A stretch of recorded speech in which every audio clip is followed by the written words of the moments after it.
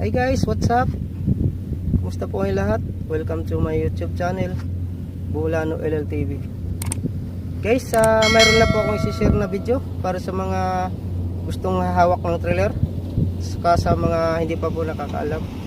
Guys, ang isi-share ko na video kung paano ikabit ang tractor head niya doon sa trailer niya, guys. Sa mga trailer driver dyan, shout out po sa inyo. God bless po. At kung hindi pa po kayo naka-subscribe, pakipindot na lang ang subscribe. Isama nyo na rin ang bell button para updated po kayo sa mga video ko. Share and like na rin, guys. Salamat pala sa mga viewers ko, sa mga nag-subscribe.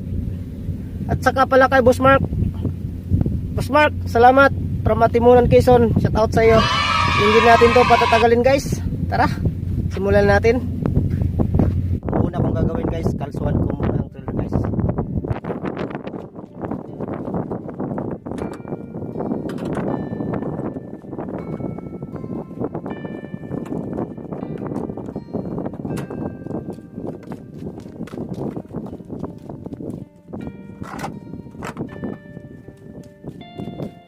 Kaya atras ko muna, guys, para isalpak ko dito sa trailer niya.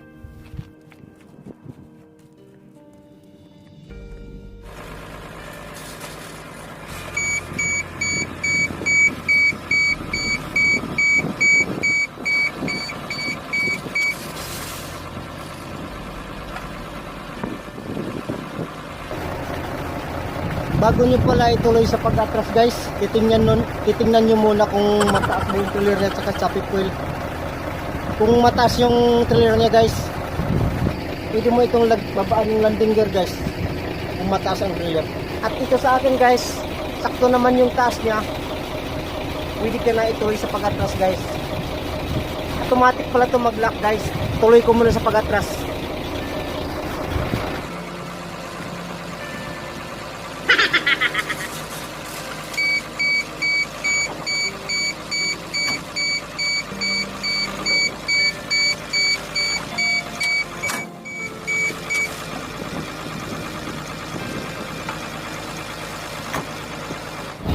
Ayun, guys, naisalpak ko na, guys.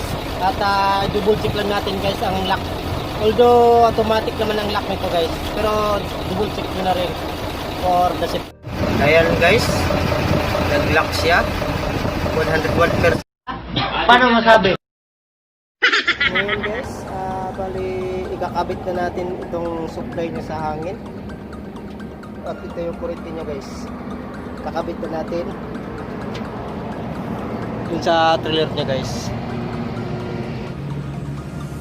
Unahin natin ito sa pagkabit, guys, yung supply niya sa hangin para tumakbo.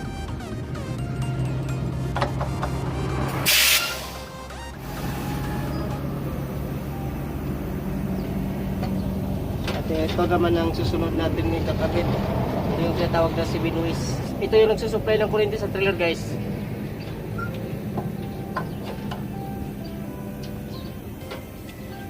Itong pangatlo, guys, ito yung sa air brake supply nya, guys.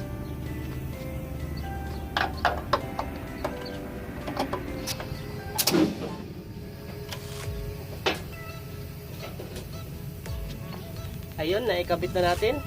At ngayon, ang susunod natin gagawin ay ang magbaba tayo ng landing gear, guys. Tara. Ayun, guys, bali, iangat na natin yung landing gear ng trailer niya, guys.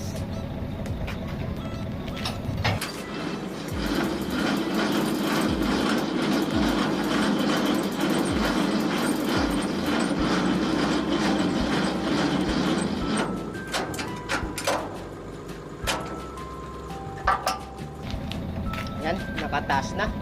Ngayon, ang susunod natin gagawin ulit ay ang mag-check tayo ng ilaw, guys. Gaya ng hazard, brake light, signal light, tail light, guys.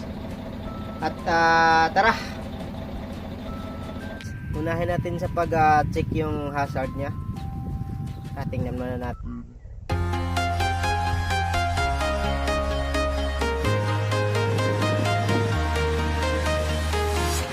I'm walking alone, the streets are empty. gumagana na yung hazard. Dalawa.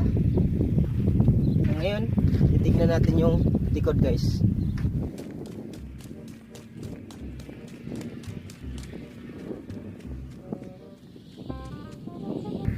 Ayan guys,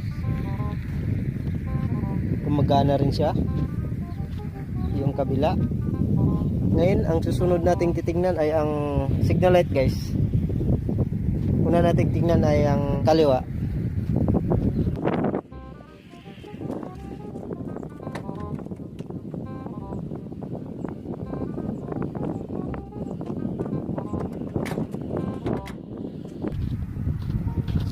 Guys, gumagana na yung kaliwa. Ngayon titignan din natin yung likod.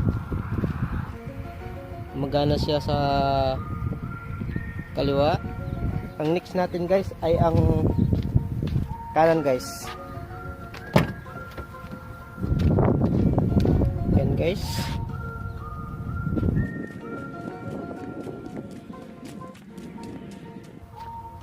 Yan, gumagana din siya.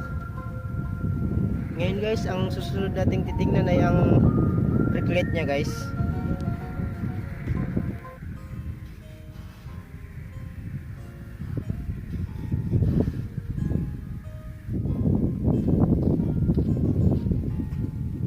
Ayan siya guys, gumana lahat yung brake light niya. Ang susunod natin titingnan ay ang tail light.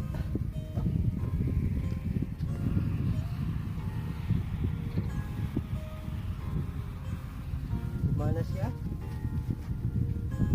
Ito, gumana lahat. Ito, gumana lahat. Napaka-importante ito guys, lalo sa gabi. Kailangan lagi nyo i-check guys. Yun lang guys, at sana mayroon po kayong napulot na kaunting kaalaman. At lalo sa mga baguhan dyan. Kung nagustuhan nyo yung video ko guys, pakipindot na lang ang subscribe. Sama nyo na rin ang bell button para updated po kayo sa mga video ko. Share and like na rin guys. Shout out pala kay Loren Corpus from Manila, Philippines, and kay Catherine Tortoga from Amman, Jordan. Salamat sa inyo guys. Ingat kayo lagi dyan. At salamat sa suporta nyo. Sana hindi kayo magsasawa na suportahan ako. Sa susunod na video ko, abangan nyo kung paano ko tanggalin ang tractor niya guys doon sa trailer niya. At yun lang guys, at bye bye, salamat. Ingat kayo lagi, God bless po.